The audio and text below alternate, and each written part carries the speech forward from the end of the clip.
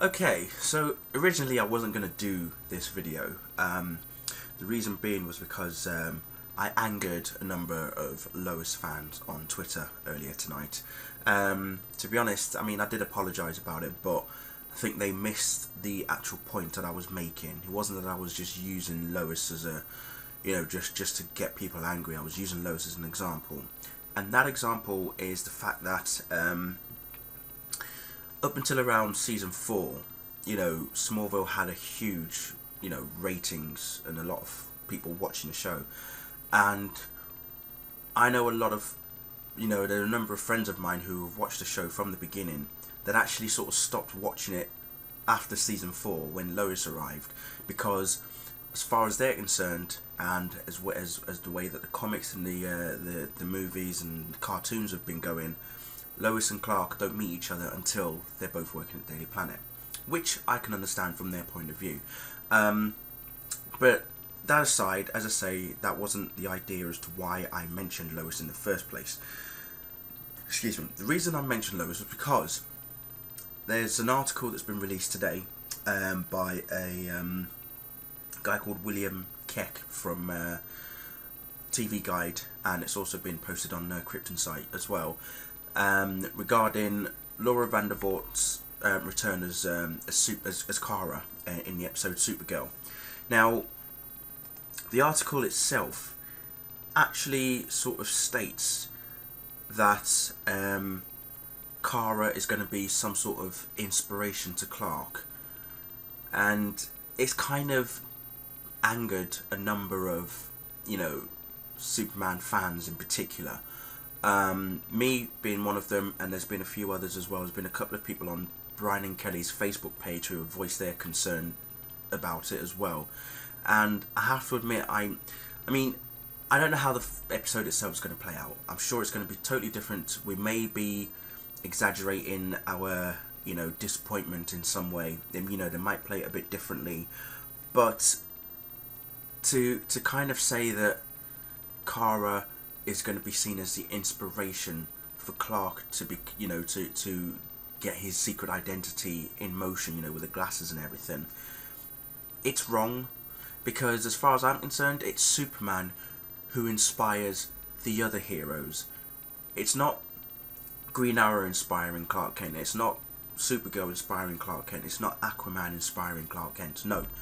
It's Clark Kent becoming Superman, therefore his trials and tribulations, his journey to becoming Superman, the feats that he performs as a hero is what inspires others to be just like him.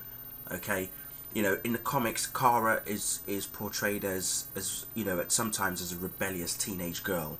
Even in the most recent comics, just before the whole World of New Krypton happened, she was always seen as a rebellious teenage girl, and Superman didn't know what to do with her in terms of how to treat her and stuff. But the way that she's portrayed on Smallville, it's as if they're saying Kara is more, how should I put it? Yes, in terms of abilities, she's more advanced than Clark is, but she has not gone through the trials and tribulations that Clark is actually going through to become Superman. So, yeah, it's kind of disappointing a lot of us fans, and I honestly do hope that I'm probably going off key on this, and I'm not. Maybe a lot of us are going off key on the whole Kara giving Clark the inspiration kind of thing. Because it even says it on the article, Kara has a lot of input down the road in Clark's transformation into Superman, because Kara's wardrobe is going to look almost similar to the outfit that we know that she wears in the comics. And it's like, we want to see Clark in the suit before Kara. It's as simple as that, and it's not really fitting with the mythology that well if you're going to make Kara either wear her suit before Clark, or even if it's something resembling the Supergirl costume, and then even having her alter ego Linda Lee Danvers, wear glasses and everything. It's a complete reverse, which is, for me, is just totally wrong. So, as I say, I hope it's not not going to turn out that way in the episode itself. But the other theory that I did have was that they may be taking the route of when Supergirl first meets Superboy. This was just after, or just before Superman returns from being killed by Doomsday. So maybe they're going to use that angle. Now, if they use that angle, I can understand that. That's slightly different, because obviously it's still Clark Kent. He's still a young man. Where obviously Superboy was like the clone of Superman. He was also in, you know, like in teenage years as well.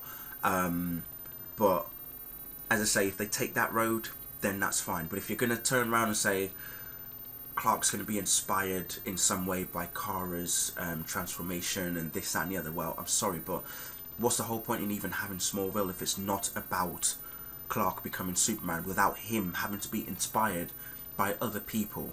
It's him who inspires everybody else, not the other way around. So, as I say, that's my take on it. Let me know what you think. Are you also not happy about the way that they've said what they've said in the article? I'll put the links in the bottom so you can check out both Krypton site and also the TV guide as well. And let me know what you think. Are you happy in the way that Kara is going to be portrayed? Do you think it's fair that Kara should be seen as an inspiration to Clark?